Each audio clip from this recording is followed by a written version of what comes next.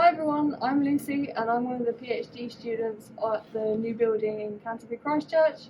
My work focuses on pig IVF and I work with Kate and Simon Harvey.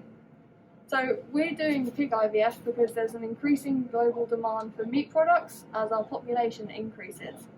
So breeding more animals is not going to be sustainable. More animals will require more land, movement of animals for transport. So what pig breeding companies would like to be able to do is to increase the rate of genetic gain in these animals. This means that they will get animals that are better quality and this is more efficient.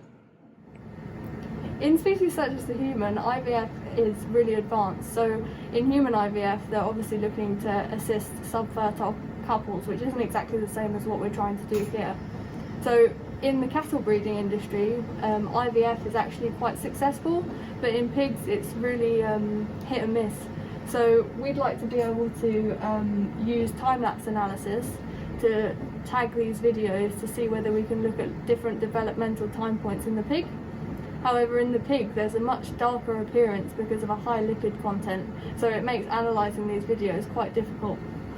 So here's an example of what we can see in our incubators.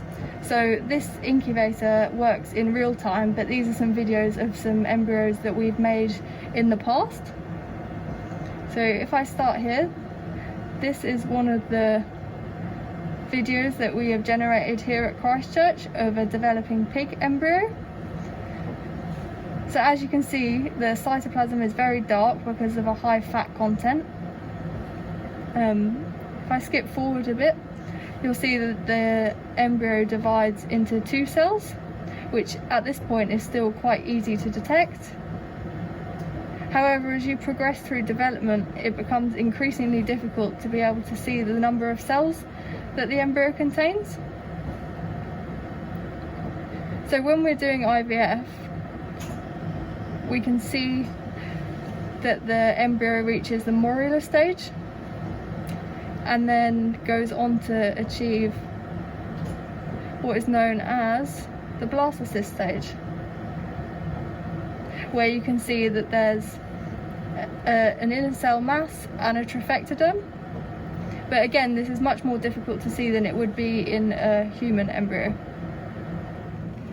In order to analyse these videos, the videos that we've already generated will show up here on file so that we can actually analyse them whilst we're watching them. So you'll see here that I've actually been able to tag these events occurring. So here we've got 2 cells, which it's running through now, and then we are then able to tag up to 3 cells and 4 cells through and keep going through development. So all the way up to the blastocyst stage that we were talking about earlier.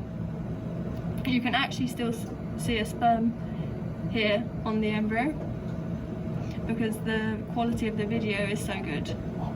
So once we have analysed all these videos, we will be able to compile each of these time points so that we have a better idea of when each point in development is occurring in pig embryos that are produced in the lab.